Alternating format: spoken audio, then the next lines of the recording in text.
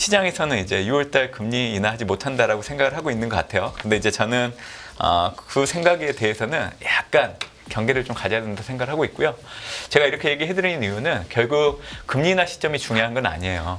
연준 입장에서는 지난해 하반기 이후로 금리 인하를 단행할 수 있는 환경이 마련됐다는 게 상당히 중요한 거고, 이제 한 발 더 나아가면 올해 분명히 금리 인하를 단행하는 대의가 바뀌지 않는다는 거에 투자자들은 주목을 해야 된다 생각을 합니다. 그래서 저는 간밤에 이제 미국 증시가 뭐 1% 내외로 하락을 했는데 조금 더 충격을 받아야 되는데 저는 잘 버텨줬다고 생각을 하거든요. 분명한 거는 미국 대선 이전까지 미국 증시의 우상향 흐름은 계속 이어질 수 있다고 생각하고 있습니다.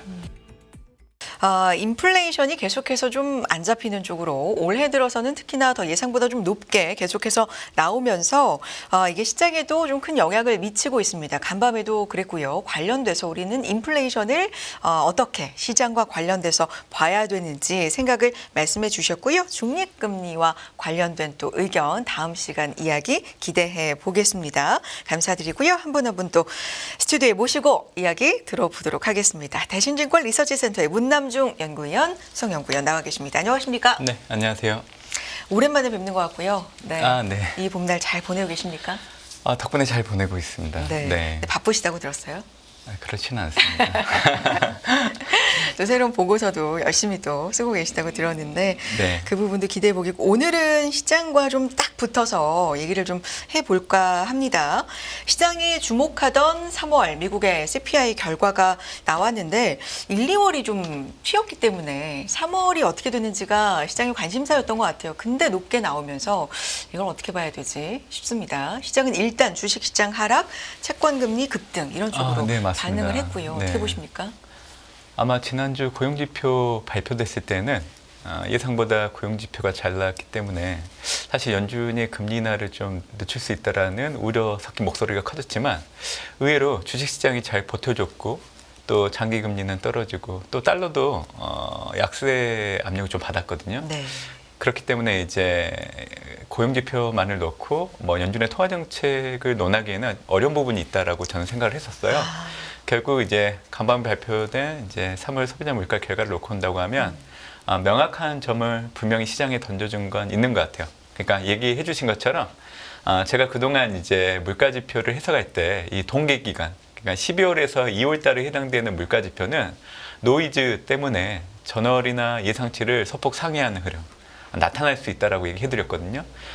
시기적으로 보면 미국 같은 경우에는 드라이빙 시즌 5월달 그리고 이제 10월 전까지 보면 물가가 조금씩 전월과 비교하면 올라갔던 모습이 아마 작년에 좀 나타났던 부분들을 기억하실 수 있을 거예요. 그렇기 때문에 동계 기간에 발표되는 물가에 대해서는 그렇게 크게 신경을 안 써도 된다는 얘기를 좀 드렸었는데 3월 같은 경우에는 좀 다르죠. 동계 기간이 지나고 나서 계절성이 어느 정도 희석한 상황에서 발표되는 물가 지표인데 이게 이제 예상치를 모두 헤드라인과 근원이 소폭 상회했다는 것 자체만으로도 일단 연준의 금리 인하 시점, 최근에 이제 6월 이후로 미뤄질 수 있다는 얘기들이 많긴 했었는데 저는 그쪽에 좀 주안점을 두기보다는 빠르면 6월이구나, 이제 금리 인하를 단행하는 시점이 약간 이렇게 해석하는 계기가 됐습니다. 그래서 저는 이제 통계 물가 지표 제외하고 3월 물가 지표가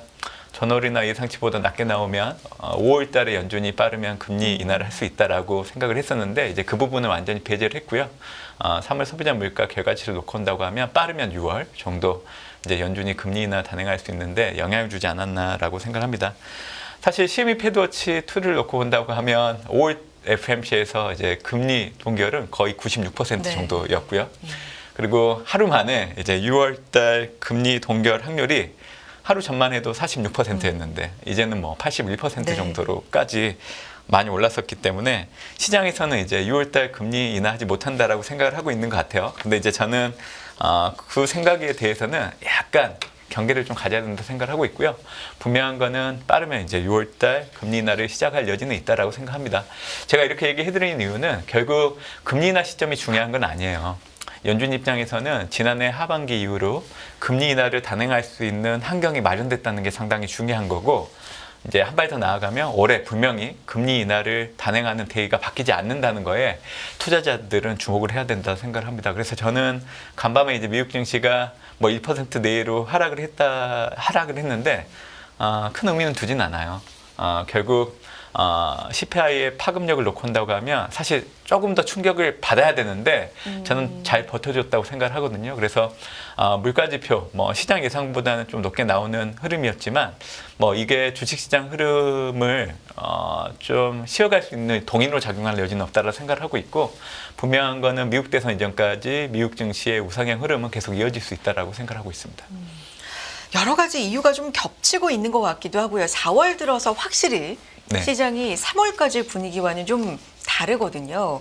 말씀해 주신 것처럼 6월이라고 우리 성님께서는 보시지만 간밤에 나온 네. 얘기들 보면 여름도 힘들고 이제 가을이나 돼야 인하 시점 좀 볼 수 있다라는 얘기도 나오고, 연준위원들도 최근에 계속 좀 매파적인 얘기를 던지고 있어서 많이 오른데 핑계들이 좀 이렇게 겹치고 있는 건지, 아니면 환경이 정말 바뀌고 있는 건지, 이런 것도 1분기, 2분기가 좀 어떻게 무자르게 이렇게 좀 다를 수가 있는 건지 궁금한데요. 저는 투자자 여러분들이 이런 부분을 한번 생각을 해보시면 네. 좋을 것 같아요. 물론 전월과 비교했을 때 물가의 오름폭이 줄어나가는 건 좋은 방향이죠. 근데 잘 생각을 해보면 팬데믹 발생하고 나서 미국의 물가가 얼마만큼 올라갔는지, 그리고 피크아웃 하고 나서 지금까지 얼마 정도의 폭으로 떨어졌는지를 한번 되새겨 보시면 좋을 것 같고, 제가 올해 연초 1월 물가지표 발표됐을 때 이런 얘기를 좀 드렸어요. 그러니까 팬데믹 발생하고 나서 이제 물가가 잡히기 시작하는 그 시점부터 이제 지난해까지 놓고 온다고 하면 물가가 떨어지는 속도가 상당히 빨랐거든요. 네. 왜냐하면 연준이 단기간에 금리를 많이 올렸기 때문에 그 금리 인상의 효과가 물가에 영향을 주면서 물가가 떨어지는 속도가 가팔랐던 부분들은 분명히 있었어요. 근데 지난해 7월 이후로 연준이 더 이상 금리를 올리지 않고 있잖아요. 금리 중단에 들어갔기 때문에 사실 올해 발표되는 물가는 떨어지겠지만 그 떨어지는 폭과 속도가 전년과 비교를 해보면 그렇게 크진 않을 거예요. 네네. 그러니까 이 부분에 대해서 투자자들이 받아들여야 되는 부분들이 필요하다. 그래서 이제 저는 그 가도기가 올해 1분기 정도에 해당된다고 그렇게 얘기를 해드렸죠. 근데 그렇게 얘기해드렸던 것들이 지금 나타나고 있는 거예요. 그러니까 물가가 항상 떨어질 수는 없어요. 그러니까 계절적인 특성을 반영하면 동계나 드라이빙 시즌 때는 전월보다 조금씩 올라가는 모습이 나오는 게 맞거든요. 그렇기 때문에 저는 이 물가를 바라보는 눈높이를 좀 낮췄으면 좋겠다는 생각을 하고 있고, 중요한 거는 물가는 올해도 떨어지는 폭은 시장 기대치에 미치지 못할 여지는 있지만 그래도 오름폭을 줄여나가는 겁니다. 그리고 가장 중요한 거는 실질 중립금리와 실질 장기금리를 비교를 해야 된다는 거예요. 그러니까 실질 중립금리 같은 경우에는 뭐 물가 영향 없이 안정적인 경제 성장률을 달성하는데 최적의 이제 이론을 우리가 보통 얘기를 하게 되는데, 이 실질 중립금리와 이제 실질 정책금리는 연준의 정책금리와 미국의 4개 물가지표 CPI, 근원 CPI, PC, 근원 PC를 놓고 봤을 때 정책금리보다 물가가 하회하기 시작할 경우에는 이제 실질 정책금리가 양액값으로 바뀌었다고 한다고 이렇게 얘기를 좀 예전에 드렸었는데, 실질 중립금리를 실질 정책금리가 상회를 하기 시작을 하게 된다고 하면 사실 연준 입장에서는 금리를 인하들 지금이라도 당장을 해도 되는 명분은 분명히 있다라는 겁니다.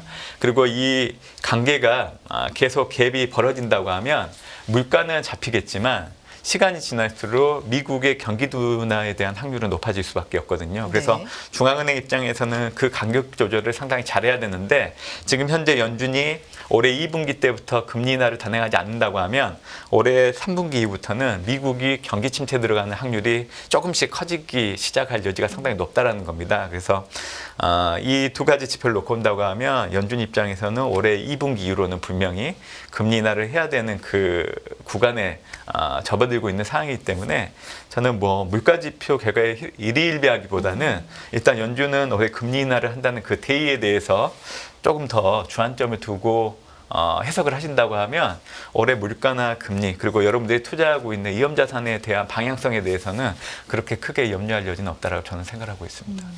위원님, 근데 이번에도 주거비와 이 유가 측면에서 에너지 측면이 좀 기여한, 물가에 기여한 측면이 컸는데 유가가 지금 뭐 100불 얘기까지도 가능성이 나오고 있는 상황으로 좀 튀고 있는데, 그럼 계속해서 CPI가 좀 예상보다는 높거나 이렇게 끈질기게 라스트 마일이라고 흔히들 표현을 하는 것처럼 떨어지지 않을 가능성도 염두에 계속 좀 둬야 되는 걸까요? 맞습니다. 네. 뭐 최근에 유가가 올라가고 있고요. 네. 그리고 이제 최근에 미국제 10년물 금리를 놓고 온다고 하면 이제 4.5%대까지 다시 올라오고 있잖아요. 미국제 10년물 금리가 4.5% 정도까지 올라온다 치면 사실 미국의 30년 모기지 고정금리 역시 동일한 방향으로 올라갈 여지가 상당히 크게 됩니다. 결국 이 얘기는 유가 상승 그리고 이제 주거비와 관련된 비용들이 늘어나는 부분들, 결국 물가가 상방 압력을 받을 수 있는 환경은 좀 마련될 여지가 지금 현재 나타나고 있지만, 뭐 이게 연속성을 갖고 계속 갈지 아니면 일시적으로 끝나야 될지는 이제 시간이 지나고 하긴 가능한 거기 때문에. 근데 이제 저는 뭐 연속적으로 가기보다는 일시적인 흐름 정도로 좀 생각하는 부분들이 있고요.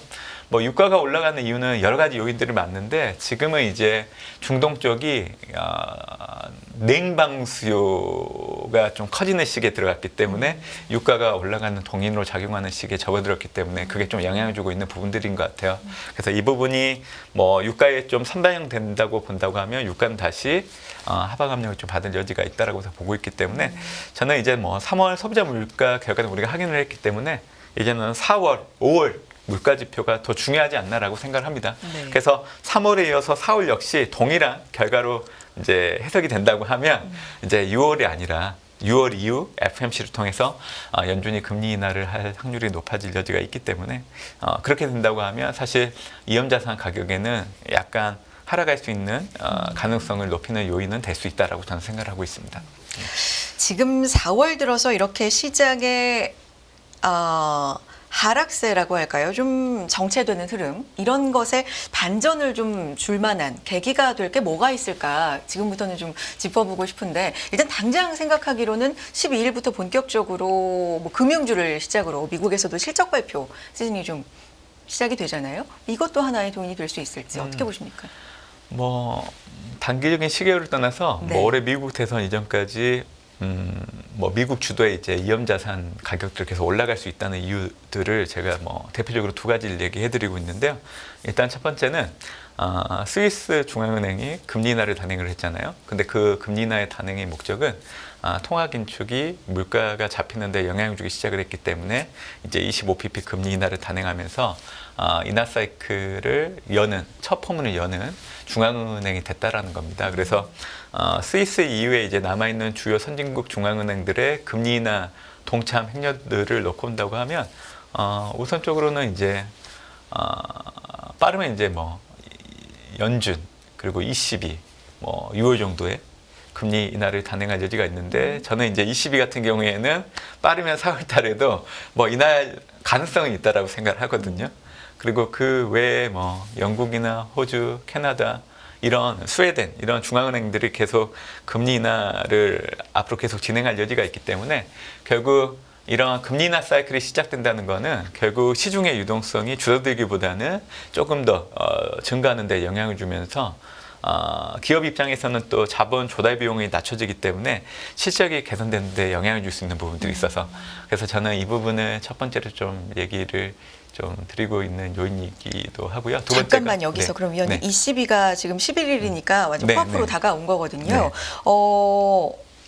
연준보다 더 먼저 내릴 수 있다라는 얘기는 좀 심심치 않게 나오고 있는 상황인데, 이게 내리는 게 호재가 될 수 있다라는 말씀? 저는 호재가 될 여지는 있다라고 생각하죠. 근데 이제 지금 시장에서는 6월달 ECB가 처음으로 금리를 인하할 거라고 보고 있는 상황이기 때문에 뭐 일부 소수 의견이긴 하지만, 사실 ECB는 지금 당장 금리 인하를 해도 되는 환경에 놓여 있다 보시면 돼요.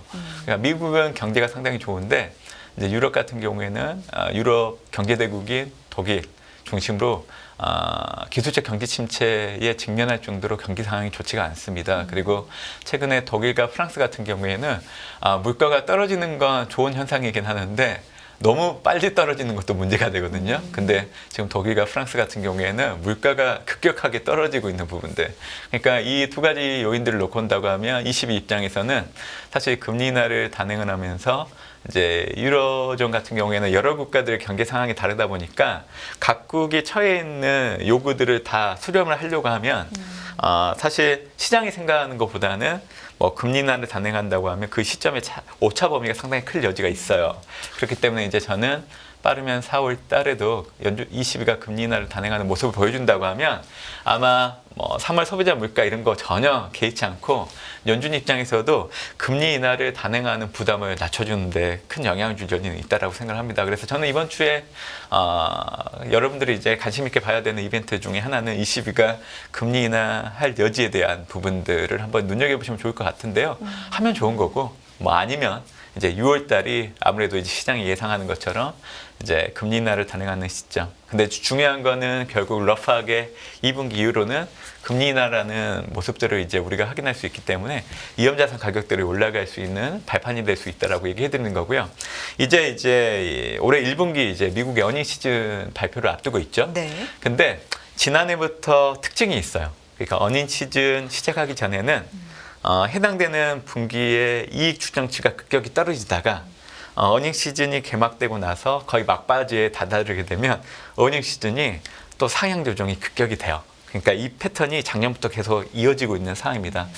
그래서 올해 지난해 4분기 S&P 500의 EPS 증가율을 놓고 본다고 하더라도 초기보다 끝났을 때 결과치를 놓고 보면 상당폭 크게 올라가는 모습이 나타났기 때문에 올해 1분기 어닝 시즌 역시 저는 기대를 좀 가질 여지는 있다라고 좀 보고 있고요.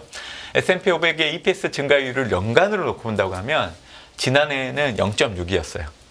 근데 올해 같은 경우에는 한 10에서 12 정도까지. 그러니까 올해는 미국 증시가 올라가는데 그 동인들이 경기 그리고 이익 이런 펀더멘탈이 뒷받침할 걸로 좀 보고 있기 때문에 미국 대선 이전까지는 미국 증시가 계속 올라간다 그러면 사실 펀더멘탈 장세라고 얘기를 해도 된다고 저는 그렇게 좀 얘기를 드리고 있는 상황입니다. 네.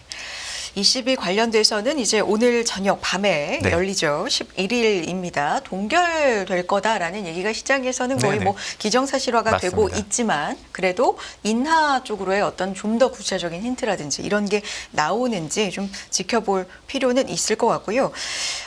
앞서 잠깐 언급해 주셨지만 이 미국 10년물이 지금 4.5대를 돌파하면서 마무리가 또 됐고 다이먼 회장 뭐 금리 8% 약간은 극단적인 얘기도 좀 했기 때문에 이 부분도 좀 짚어볼 필요가 있을 것 같아요. 4.5라는 게 우리가 위원님 4.3, 4.5 이걸 굉장히 좀 중요한 레벨대로 항상 좀 봤잖아요. 이걸 넘을 때마다 시장이 약간의 충격이라든지 좀 경계감은 가졌던 것 같은데 이번에는 좀 어떻게 보고 계십니까? 지금 전반적인 여건이 미국채 10년물 금리가 올라갈 수밖에 없는 환경인 것 같아요. 네. 결국 가장 관건은 연준의 금리 인하 시점이 계속 후퇴한다는 생각들이 만연한다고 하면 사실 미국채 10년물 금리 지금은 4.5지만 지난해 10월 같은 경우에는 4.9 거의 5%대까지 그렇죠. 육박을 했거든요. 네. 그렇기 때문에 이 시장의 생각들이 좁혀지지 않는다고 하면 미국채 10년물 금리는 계속 올라갈 여지는 있다라고 생각합니다. 근데 지난해 10월 때에도 우리가 확인을 했잖아요. 5% 넘어갈 수 있다라고 대부분 생각할 때 연말 이게 4% 아래까지 다시 내려가기 시작을 했거든요. 근데 그 동인들을 보면 결국 연준의 금리 인하 시점이 좀 빨라질 수 있다라는 그런 경제지표 결과들이 발표됐기 때문에 그렇게 바뀌었다는 겁니다. 그래서 저는 뭐 이런 고용과 물가지표 결과에 따라서 미국채 10년물 금리의 방향이 달라질 여지는 있다라고 생각을 하고 있기 때문에 JP 모건 회장이 얘기한 것처럼 뭐 8%까지 올라갈 수 있다라는 막연한 생각을 갖고 접근 안 하셨으면 좋을 것 같아요. 제가 뭐 얘기를 들어보니까 결국 그 정도 갈 수 있다라는 게 단기간 갈 수 있다라는 게 아니라 먼 훗날 물가가 잡히지 않고 물가가 계속 올라간다는 전제 하에서 이제 미국채 10년물 금리가 8% 정도까지 올라갈 수 있다. 제가 보기에는 그냥 경계심을 주기 위한 발언이지 않았나라고 생각을 하고 있고요. 아까도 잠깐 얘기해드렸지만 결국 4월, 5월 발표될 고용과 물가지표 결과에 따라서 이제 그 결과치가 연준의 금리 인하 시점이 이제 6월 달 단행할 수 있겠다라는 안도로 연결된다고 하면 미국채 10년물 금리는 4.5에서 4% 언더로 내려갈 여지는 있다라고 생각합니다. 그래서 저는 5월 FMC, 6월 FMC가 도래할 때마다 사실 미국채 10년물 금리는 떨어질 확률이 더 높다라고 생각을 해요. 그러니까 5월 FMC가 되면 6월 달에 분명히 연준이 금리 인하를 단행할 수 있다라는 그 기대감이 일 거고요. 6월 정도 되면 연준이 금리 인하를 단행하는 수순으로 갈 확률이 높아지기 때문에. 그리고 과거에 경험상으로 놓고 온다고 하면 연준의 금리 인상이 중단되게 되면 미국채 10년물 금리 하락 반전하면서 오름폭을 계속 줄여나갔습니다. 올해 주요 IB들이 분기별로 전망하고 있는 미국의 헤드라인 소비자 물가를 놓고 온다고 하면 러프하게 올해 1분기 3, 2분기 2.7, 그리고 3분기 때 2.5, 그리고 4분기 정도 되면 거의 2.2 정도까지 전망을 하고 있거든요. 그러니까 이런 방향성을 놓고 온다고 하면 지금 나타나고 있는 미국채 10년물 금리는 좀 애곡된 부분들이 있다. 결국 중요한 거는 시장이 그렇게 유도를 하고 있다. 결국 연준의 금리 인하 시점이 후퇴될 수 있다는 생각이 만연하기 때문에 네. 그걸 반영하면서 지금 나타나고 있는 거기 때문에 저는 그게 일시적이라고 생각을 하고 있습니다. 네. 어제 같은 경우도 10년물 4.5 네. 위에서 마무리가 됐고요. 사실 지난주에도 채권 시장은 조금 더 민감하게 네. 반응을 했었는데 주식 시장보다는. 근데 간밤 같은 경우에는 양 시장 모두 좀 민감하게 물가에 좀 반응을 한 것 같고요. 외환 얘기를 좀 해보겠습니다. 달러 강세는 계속 나타나고 있고 어제 같은 경우는 특히나 이 달러 엔 같은 경우가 엔저가 34년 만에 최대로 네. 지금 나타난 상황이거든요. 이게 또 시장에 오늘 좀 민감하게 봐야 되지 않을까라는 생각도 들고요. 상황 어떻게 보고 계세요? 제가 최근에 쓴 리포트를 통해서 네. 말씀을 좀 드렸던 부분들이 있어요. 올해 엔화 증시 방향성을 결정하는 이벤트는 결국 연준의 금리 인하 단행 시점이기 때문에 그 이벤트가 이루어지지 않는다고 하면 엔화는 지금처럼 약세 흐름들을 계속 보일 수밖에 없는 환경인 것 같아요. 사실은 2022년 12월 이후부터 이제 BOJ는 통화정책 정상화에 들어가고 있는 수순이기 때문에 사실 일본 경제가 안고 있는 펀더멘탈을 반영한다고 하면 사실 일방적으로 엔화 약세가 계속 나타나기는 어렵거든요.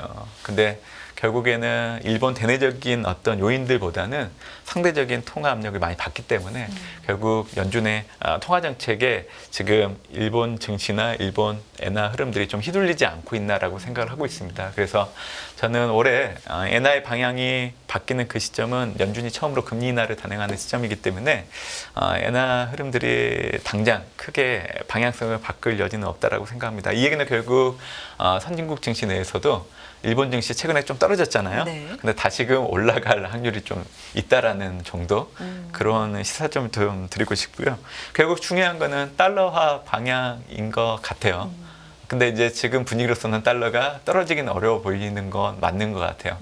근데 이제 중요한 거는 뭐 지금 당장은 아니고 이제 연준이 이제 금리 인하를 단행하기 이전 시점을 놓고 온다고 하면 과거 경험상 달러는 강세를 보이기보다는 약세 압력을 보였던 게 매번 확인됐거든요. 그래서 그런 환경에서 사실 벗어나기는 어렵다고 저는 생각을 해요.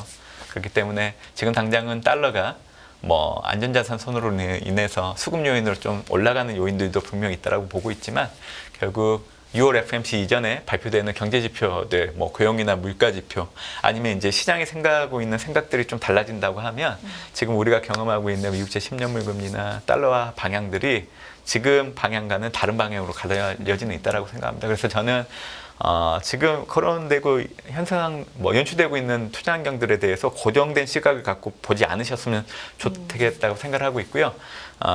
미국 대선 이전까지는 지금 이런 시점에서 미국채 10년물 금리가 올라갈 때는 이제 미국의 장기 국채 투자하는 상품들, 그리고 이제 미국 증시가 흔들린다고 하면 좀 현금 비중이 있는 분들 입장에서는 좀 성장주 위주로 담는 그 기회로 활용하시는 게 아마 미국 대선 이전까지 놓고 보신다고 하면 내가 정말 현명한 좀 판단을 했겠구나라는 생각이 드시지 않을까 저는 생각을 해요. 네. 위원님은 미국 대선 이전까지는 미국 증시 상승세가 계속될 것이다라는 의견은 계속해서 견지하고 계신 거고 그래서 이렇게 쉬어가는 타이밍을 오히려 좀 기회로 삼아보자라는 의견을 지금 내주고 계시는 거고요. 우리 시장 관련돼서 조금만 보자면 사실 글로벌 주요 증시 갈 때 우리가 못 간 측면들이 좀 네. 아쉬웠던 측면이 있기 네. 때문에 최근에 반도체를 중심으로 해서 외국인의 매수세가 들어오고 관심을 받고 증시도 좀 활기를 띠는 게 좀 반가운 일인데 미국 시장이 이럴 때 같이 좀 흔들리는 흐름을 예상해 볼 것도 있잖아요. 뭐 이런 건 좀 아쉽기도 합니다. 어떻게 보십니까? 네, 뭐 저는 뭐 한국 증시 분석할 때 네. 코스피 추이는 결국 우리나라의 수출 증가율, 반도체 가격이 좌우한다 생각을 해요. 그래서 이 두 가지 잣대를 놓고 본다고 하면 좋아진 부분은 이제 최근에 발표된 중국향 수출 증가율이 다시 플러스로 바뀌었다는 거, 그게 좀 긍정적인 시그널인 것 같고요. 약간 아쉬운 부분은 지난해 10월 이후로 상승하기 시작했던 디램 반도체 가격이 올해 들어서 1월과 3월 보합권에서 움직이고 있는 거는 좀 아쉬운 것 같아요. 근데 이 두 가지 조합을 놓고 본다고 하더라도 뭐 우리나라 증시가 하락하기보다는 지금 현재 레벨을 잘 버텨줄 수 있는 견인차 역할은 충분히 해줄 수 있는 것 같아요. 물론 이제 간밤 발표된 이제 미국의 물가 영향, 또 연준의 금리 인하 시점이 좀 후퇴될 수 있다는 영향, 그리고 우리나라 또 총선이 끝났잖아요. 이제 여당이 참패를 한 상황이기 때문에 어떻게 보면 이제 금융시장 입장에서는 약간 규제를 가할 수 있는 정책들을 꺼내들 여지가 있지 않을까라는 그런 우려 섞인 목소리들이 좀 반영될 여지가 있거든요. 그렇게 된다고 하면 이게 좀 국내 증시에 노이즈로 작용할 여지는 있지만 뭐 반도체 가격이나 중국향 수출 증가율을 놓고 본다고 하면 그래도 잘 버텨주지 않을까라고 생각을 합니다. 그래서 저는 미국 대선 이전까지도 놓고 본다고 하면 우리나라 증시 상방 압력은 좀 있다라고 생각을 하고 있고요. 최근에 이제 삼성전자 실적 발표를 통해서 확인을 하셨잖아요. 우리나라 이제 어떻게 보면 산업과 실적을 좀 주도하고 있는 삼성전자 잠정 실적이 또 잘 나왔기 때문에 저는 뭐 국내 증시 역시 미국 대선 이전까지는 약간 따라가는 그 폭은 좀 뒤처질 수는 있어요. 미국 증시 대비. 그래도 좀 천천히라도 올라갈 수 있는 부분들은 확인되지 않을까라고 생각합니다. 예. 오늘 여기까지 듣는 걸로 하고요. 다음 시간에 또 모셔서 깊은 얘기 나눠보겠습니다. 대신주거 리서치센터의 문남중 연구위원 함께했습니다. 말씀 고맙습니다. 감사합니다.